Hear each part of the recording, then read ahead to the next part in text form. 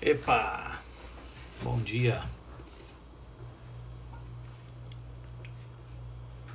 Bom dia, meu povo. E aí, gente, tudo bem? Bom dia para vocês. Prontos para começarem uma nova jornada aí comigo? De estudo, de meditação, de reflexão. Acho que vai ser muito bom. Acho não, tenho certeza. Vai ser muito bom esse nosso tempo, viu? Tô animado para a gente estudar o livro de Gênesis. Coisa boa. Vamos entrando aí, bom dia para todos. Bom dia e bom dia. Ih, rapaz, ó, quem tá vendo ali atrás, ó. Bem aqui assim, ó. Minha xícara do café da manhã. Misericórdia, pai, nem levei pra cozinha. Ai, tava cheia de café. Já era, tem um restinho aqui gelado, não vou beber isso aqui não. A vontade tá grande. Bom dia, meu povo, bom dia. Vamos entrando, a gente vai já começar. Livro de Gênesis. Bom dia para todos e para todas. Livro de Gênesis, capítulo 1. Vamos começar a falar um pouquinho sobre o livro de Gênesis, antes da gente ler o texto. Vamos entrando aí. Bom dia para todos. Estou aguardando ainda a turma entrar. É 9h32, 9h33 a gente começa. Ok, deixa eu deixar isso aqui marcado. Grande Lucas, um abraço para você também, querido. Bom dia, gente. Vamos lá? Quem entrou, entrou. Quem não entrou, vai entrando. Grande Messias, Deus abençoe você, varão. Gente, a nossa proposta agora é a gente estudar alguns temas do livro de Gênesis. Diferente do que foi o estudo das cartas pastorais, da carta de Tiago no Novo Testamento, em que a gente viu versículo por versículo e foi analisando todos os assuntos dentro daquilo ali. O estudo de Gênesis ele vai ser um pouco diferente, ele vai ser um estudo mais temático, tá? Menos expositivo textual e mais temático. O livro de Gênesis ele é cheio de temas interessantes porque ele foi escrito com esse fim. Ele é o primeiro livro dos 5 livros sagrados dos judeus que formam o que eles conhecem como Pentateuco, daí o nome Penta. E o primeiro destes livros fala sobre os princípios de tudo. E quando você ensina, por exemplo, para uma criança, né, o princípio da vida dela, ou o princípio da família, como foi, fala da árvore genealógica da família, você está fortalecendo aquele sentimento de pertença familiar no coração daquela criança. Então, é mais ou menos com essa intenção que Moisés, acredita-se ter sido Moisés, o autor do livro de Gênesis, escreve esse livro para um povo que está se formando agora pós-cativeiro egípcio, adquirir este sentimento de pertença, de identidade, de onde a gente veio, quem criou tudo isso, quem é o nosso Deus, como o nosso povo se formou a partir do nosso patriarca Abraão. Então, o Gênesis tem este propósito temático de ensinar para um povo, e para nós, somos parte desse povo, de onde viemos e qual é o nosso propósito enquanto aqui estamos. A gente vai ler uns primeiros versos do livro do Gênesis, mas eu também vou ler um outro texto que não está no livro do Gênesis para a gente introduzir o nosso estudo, ok? Então deixa a tua Bíblia aberta aí em Gênesis 1, marca Gênesis 1 e agora pula comigo lá para o Evangelho de Marcos, capítulo 10. Marca Gênesis 1, ó, faz que nem eu estou fazendo aqui, ó, deixa o dedão aqui, Gênesis 1 está marcado. Aí vem aqui agora para Marcos capítulo 10 e marca também, ó, eu faço assim, eu boto um dedo aqui para marcar um, outro dedo aqui, segura que agora nós vamos orar. Achou já Marcos? Perdão. Encontra aí Marcos capítulo 10, deixa marcado e vamos juntos orar. Quem está entrando aí, sejam todos bem-vindos. Pai querido, nós louvamos o Teu nome por mais uma semana que se inicia. por mais um dia. Te agradecemos, Senhor, pela saúde. Te agradecemos pelo propósito que o Senhor nos dá, ó Deus, pela direção de vida, pela utilidade que nós temos tido a partir do Teu Espírito de poder servir ao próximo. Deus, eu oro por pessoas que não têm este privilégio, Deus, de hoje agradecer o propósito, a direção e a forma como o Senhor as tem usado no mundo. Tem gente perdida, Deus, tem gente sem direção. Eu clamo junto com os meus irmãos e irmãs que estão aqui agora comigo, para que o Senhor, neste início de semana, resgate senso de direção nessas vidas, propósito novo. E quem sabe, meu Deus, eu creio, nesse primeiro estudo sobre o Gênesis hoje, possamos recobrar isso em tantas vidas. Senso de propósito, de direcionamento e a alegria de poder agradecer a um Deus que cuida de nós. É o que te pedimos e oramos no nome de Jesus. Amém e amém. Maravilha. Queridos, então a gente vai ler primeiro o texto de Marcos, ok? Deixa eu desativar isso aqui, pronto. Texto de Marcos, capítulo 10. Para quem está entrando agora, eu vou começar hoje a série sobre Gênesis, entendendo o início de tudo. Só que antes mesmo de lermos Gênesis 1, eu preciso ler Marcos 10 e você vai entender por quê. Parece não ter nada a ver, mas tem muito a ver com um princípio importantíssimo que justifica o porquê da gente estar indo lá para o Gênesis estudar o início de todas as coisas. Então vamos lá. Marcos 10. Quem já abriu, já se assustou aqui com o tema porque fala a respeito da questão do divórcio. Ué, Mário, a gente não vai estudar Gênesis, o início de tudo, para que falar sobre divórcio? Fica comigo que você vai entender. Vamos lá, eu vou ler para você então. Então Jesus saiu dali e foi para a região do Jordão. Novamente, foi para a região da Judéia e para o outro lado do Jordão. Novamente uma mulher veio a ele e, segundo o seu costume, ele a ensinava. Alguns fariseus aproximaram-se dele para pô-lo à prova, perguntando: é permitido ao homem divorciar-se de sua mulher? O que Moisés lhes ordenou? Perguntou ele. Eles disseram: Moisés permitiu que o homem lhe desse uma carta de divórcio e a mandasse embora. Respondeu Jesus: Moisés escreveu essa lei por causa da dureza do vosso coração. Mas no princípio da criação, no princípio da criação, me enganchei aqui. Deus os fez homem e mulher. Verso 7. Por essa razão, o homem deixará seu pai e sua mãe, se unirá à sua mulher e os dois se tornarão uma só carne. Assim, eles já não são dois, mas sim uma só carne. Portanto, o que Deus uniu, ninguém o separe. O tema de hoje não é divórcio, tá? Eu não vou entrar nesses pormenores, nessa polêmica, mas eu vou chamar a sua atenção para esta manobra que Jesus está fazendo aqui. Quando eu digo manobra, em momento algum eu quero dizer que Jesus está sendo sorrateiro na sua estratégia argumentativa. Não, Jesus está construindo um princípio para que se entenda e se trate as mazelas do cotidiano hoje aqui. Então deixa eu aplicar isso com você agora, porque o meu objetivo é que você entenda o porquê de estarmos estudando Gênesis, o princípio de todas as coisas. Jesus foi questionado enquanto ensinava uma mulher. Os líderes religiosos vieram e colocaram a ele uma demanda urgente, premente e polêmica de sua época. Mestre, é permitido o homem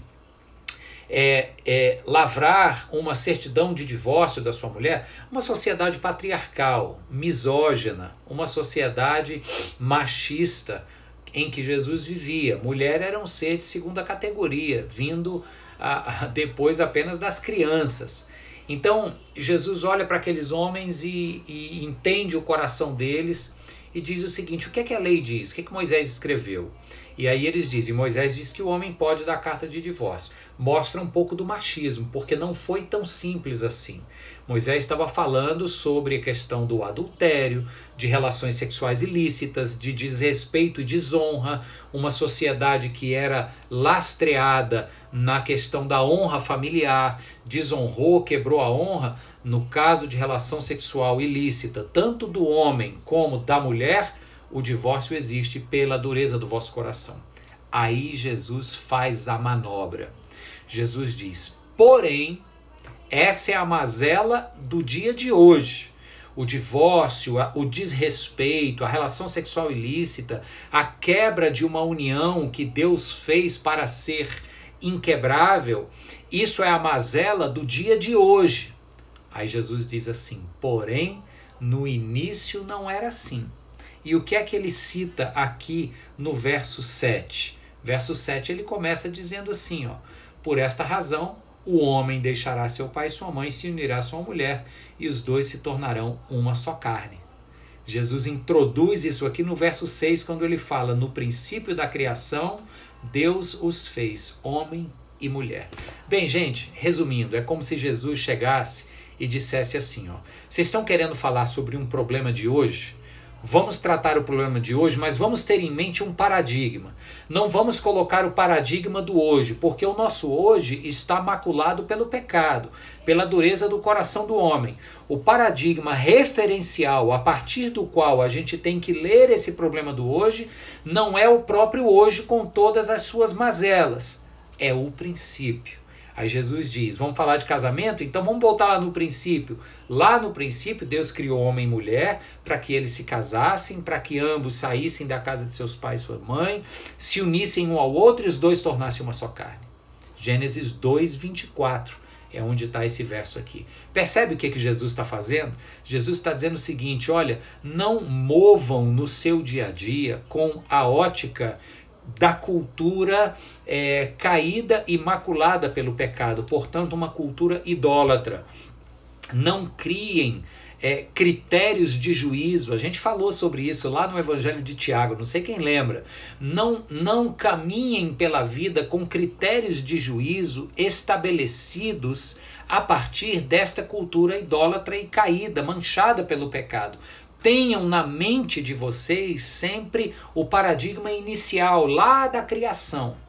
Gente, eis aqui o propósito de eu ter lido este texto, pensado aqui do Evangelho de Marcos, apenas para ilustrar este princípio para vocês, que é um princípio de justificativa. Ele justifica o porquê da gente estar aqui agora. Nós estamos estudando, ou propondo um estudo que começa hoje sobre temas no livro do Gênesis, porque nós precisamos acostumar a nossa mente a entender o princípio, o que Deus criou antes que o pecado maculasse o mundo e tornasse a nossa cultura uma cultura cheia de ídolos. Antes disso, a gente precisa olhar para o padrão de ideal que Deus criou, atentar para o ideal de Deus e deixar que isso forme a nossa mentalidade. É o que o John Stott, que é um teólogo inglês fascinante, falecido há muito pouco tempo, mas foi um dos maiores teólogos vivos, eu tive o prazer de estudá-lo enquanto ele ainda estava vivo e produzindo, ele dizia, o cristão tem que ter a mente de Cristo. Isto significa temos que pensar com uma mente encharcada pelos valores da palavra de Deus, entendendo quais são os propósitos de Deus para o nosso mundo. Então, se a gente vai falar, por exemplo, sobre casamento, sobre trabalho, sobre ética profissional, sobre, enfim, dá o nome aí, qualquer assunto, a partir dos critérios, dos juízos de valores estabelecidos pela nossa cultura, a chance da gente errar, da gente estar agindo como uma pessoa não cristã, que não conhece a palavra, é muito grande. Então estudar o Gênesis se justifica por isso. A gente quer entender o princípio das coisas, a gente quer entender quais foram os paradigmas que Deus criou lá no início da criação, depois da queda. Por que Deus chama um homem chamado Abraão? Ele vocaciona esse homem para ele ser o pai de uma grande nação, a partir da qual essa nação iria abençoar o mundo. Por que Deus quer abençoar o mundo e como ele fez esta bênção divina sobre o mundo todo? Isso aconteceu a partir do quê? Então, esse tipo de pergunta vai ser respondida aqui no nosso estudo, que começa hoje, ok? E vai nos ajudar a formatar uma mentalidade, ou, para quem me conhece sabe que eu gosto muito dessa ilustração, vai nos ajudar a formar um par de lentes a partir dos nossos olhos, para que a gente enxergue o mundo, para que a gente enxergue as demandas do dia a dia. Repito, você que está chegando agora, um grupo de fariseus chega lá para Jesus e pergunta para ele sobre casamento. Na verdade, o questionamento foi sobre o divórcio, mas a questão era: casar, ficar casado, pode dispensar a dona? Não pode. A mulher pode sair de casa, dispensar o marido? Como é que é? O assunto era casamento. Jesus não se entrega respondendo a pergunta sobre casamento à luz dos valores idólatras da sua cultura vigente. Ele joga a atenção dos seus interlocutores lá para o Gênesis. Tá aqui Marcos 10, dos versos 6 ao 8, Jesus diz: no princípio Deus criou o homem e mulher, fez que eles se unissem de tal forma que o que Deus uniu não separe o homem. Jesus está dizendo: tenham na mente de vocês o ideal de Deus. Se vocês atentarem para esse ideal, vocês vão fazer bem menos besteira e vão analisar o mundo de forma bem menos errada. Ok, gente? Esse é o propósito da gente estar aqui então estudando, ou propondo um início de estudo do livro do Gênesis. Então agora sim, você que ainda está com um dedão enfiado aí na tua Bíblia, ó, vai lá de novo para Gênesis 1 e eu vou ler os primeiros versos apenas do livro de Gênesis, no capítulo 1. Quero chamar a sua atenção então para os primeiros versos do livro que fala dos inícios, do princípio. E ele diz assim: no princípio Deus criou os céus e a terra. Era a terra sem forma e vazia. Trevas cobriam a face do abismo, e o Espírito de Deus se movia sobre a face das águas. Verso 3. Disse Deus: haja luz, e houve luz. Vou parar aqui. Já vai parar? Somente esses 3 versos. Hoje é um estudo introdutório.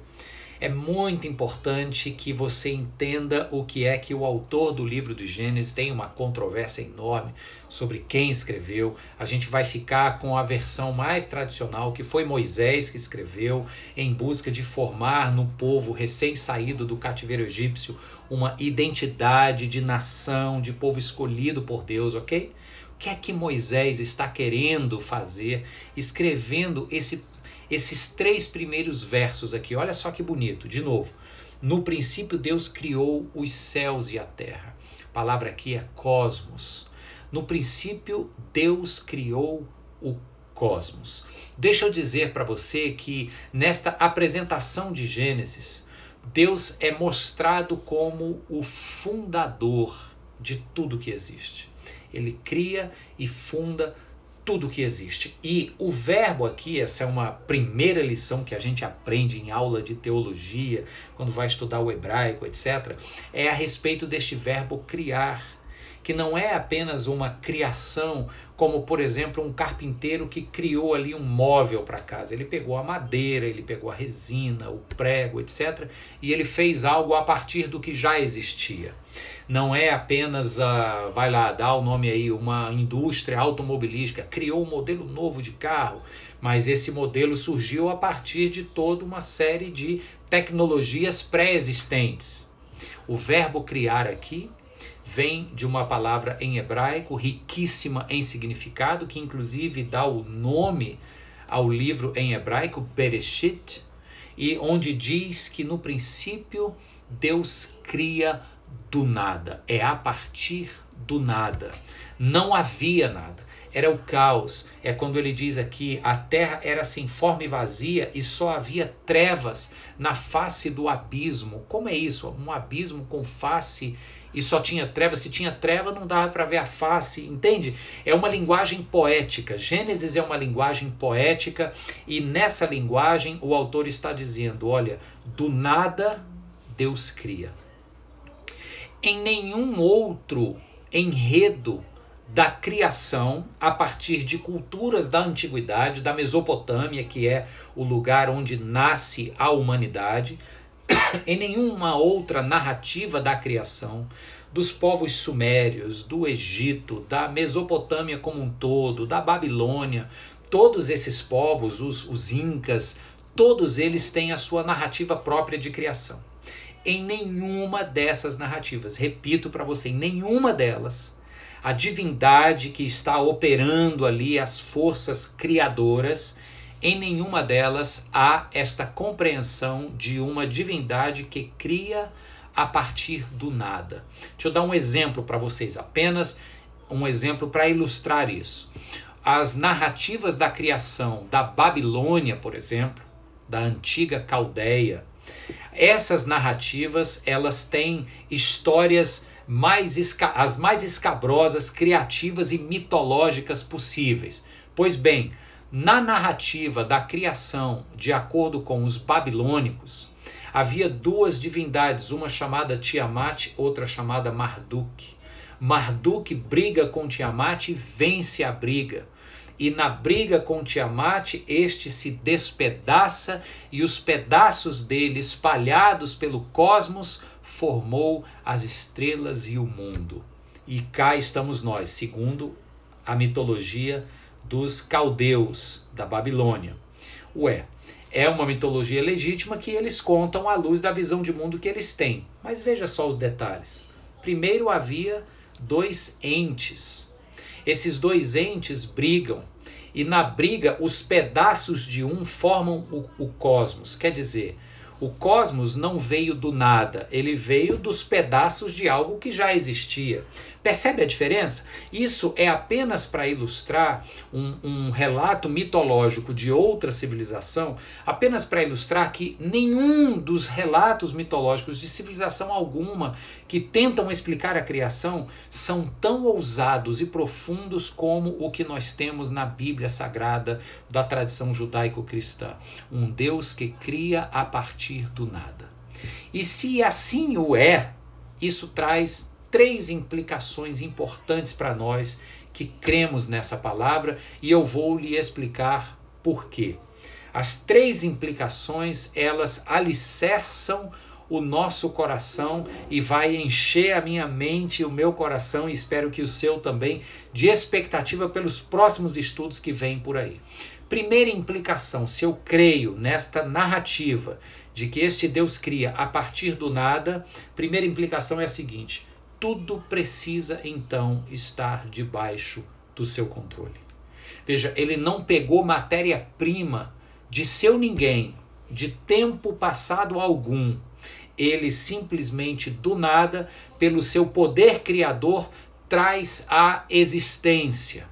Se ele assim o faz, ele é dono absoluto de tudo, e quem é dono controla, ele tem o controle de todas as coisas. Nenhuma força da natureza, nenhum ser vivo, nenhum ser animado ou inanimado está alheio ao controle, ao conhecimento e ao domínio de Deus.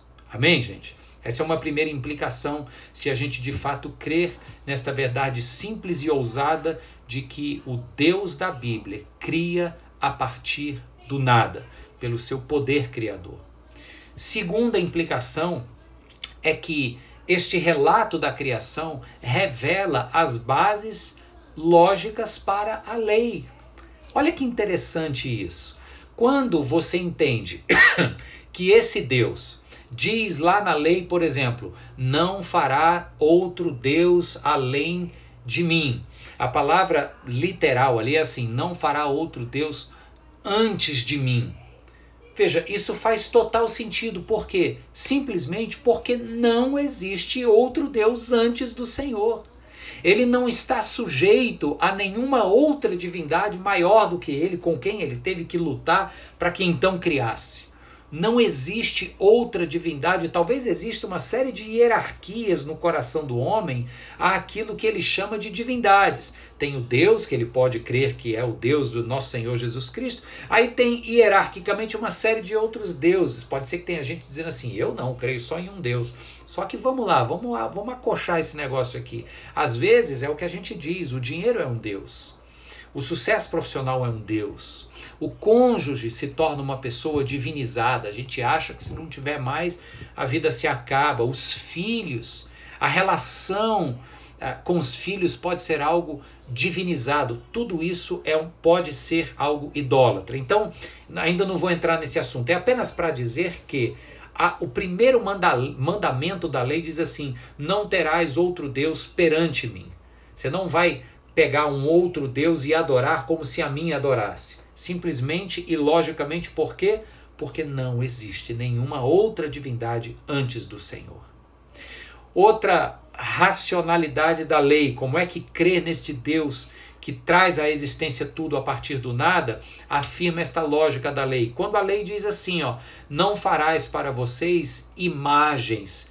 Por que isso é lógico? Porque esse Deus, quando cria, ele põe a sua própria imagem na criação. O homem e a mulher foram criados à imagem de Deus, a sua imagem os criou. Nós somos esta imagem do Deus Criador no mundo.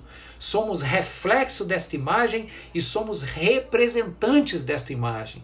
Então, quando a lei diz, não fará para vocês imagens para adorar, é como se Moisés estivesse dizendo assim, é porque é lógico, vocês são a imagem de Deus.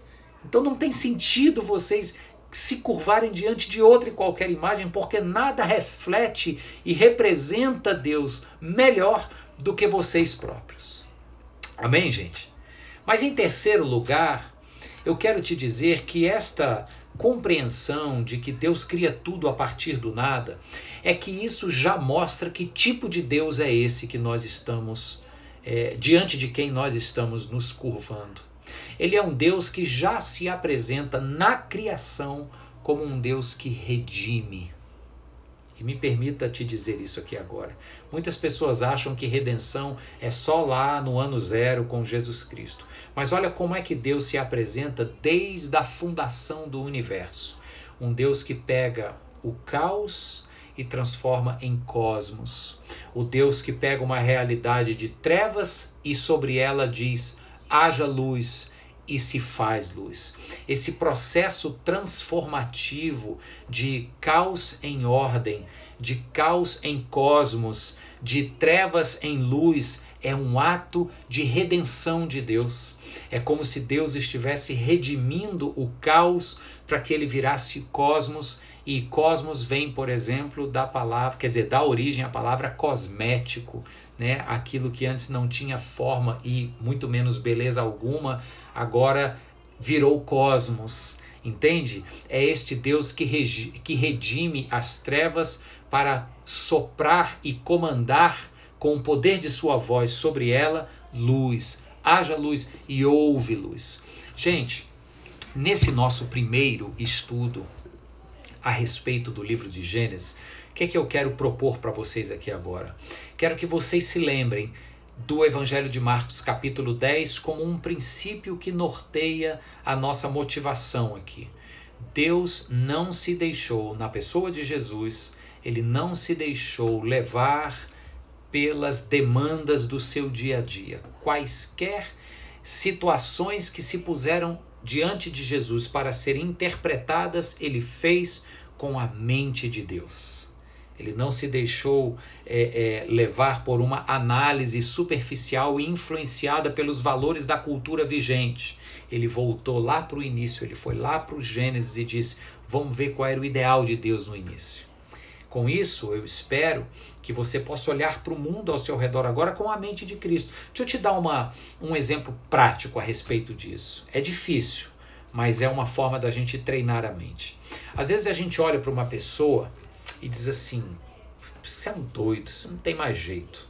Sei lá, olha para, um bandido, olha para alguém que errou Mais uma vez, você conhece alguém aí da família, ou talvez você próprio, mas vai lá, você está olhando alguém, está dizendo, pô, de novo, esse cara fez essa mesma besteira, pô, isso aí não tem mais jeito não. A gente não diz assim, né? Não tem mais jeito. Um olhar para esta pessoa ou realidade com a mente de Cristo faz o quê? Faz com que eu volte lá para o início e entenda o seguinte, rapaz, essa pessoa foi criada, assim como eu, a partir da imagem e semelhança de Deus. Ela tem um valor intrínseco. Ela pode não estar entendendo este valor, ela pode não estar valorizando esta origem de onde ela veio, por isso ela está fazendo escolhas erradas. Mas eu não posso desistir dela.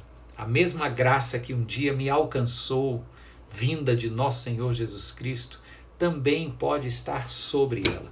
Então o que eu quero te dizer é que pensar com a mente de Cristo nos faz pessoas mais tolerantes, misericordiosas, compreensivas e perdoadoras. Esse é apenas um exemplo. Então estudar o livro de Gênesis nos anima a isso. Estudar o livro de Gênesis também coloca na nossa cachola aqui, no nosso coração, que este Deus cria a partir do nada. E se ele assim o faz, ele tem domínio sobre tudo. Ele cria leis que são absolutamente lógicas para que a gente viva numa relação de amor e obediência a ele. E ele já se apresenta como um Deus que redime. Nada foi, é ou será tão caótico que este Deus não possa redimir e restaurar a ordem. No meio das trevas da vida, Deus continua falando que haja luz, e a gente crê pelo poder deste Deus que cria, que a luz ali se fará. Amém? Esse foi o nosso primeiro encontro sobre o livro de Gênesis. A partir do próximo, capítulo 2, nós seremos menos introdutórios como fomos hoje e seremos mais temáticos aqui no texto. Quarta-feira vamos falar sobre a criação. Que Deus te abençoe, que Deus cuide da sua vida essa semana.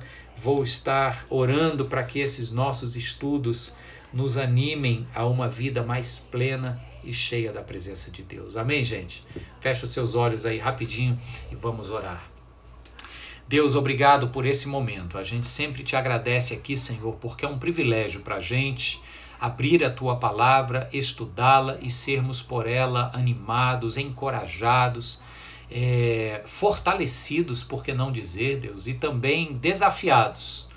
Eu oro pela nossa semana, Senhor, que seja uma semana de saúde, uma semana de cura e restauração, uma semana também de propósitos novos, uma semana de direcionamento do Senhor, que a gente siga na direção, ó Deus, de escolhas mais abençoadas. Que o Senhor nos abençoe, Deus, no direcionamento que temos que seguir. E que esse estudo, Senhor, seja sopro novo do Senhor em nossas vidas. É o que eu peço e já agradeço pela fé, Senhor. Pela fé de que o Senhor vai fazer isso. Em nome de Jesus, amém e amém. Deus abençoe você, Deus abençoe sua vida e sua semana, em nome de Jesus. Tchau, tchau e até o nosso próximo encontro. Bye, bye.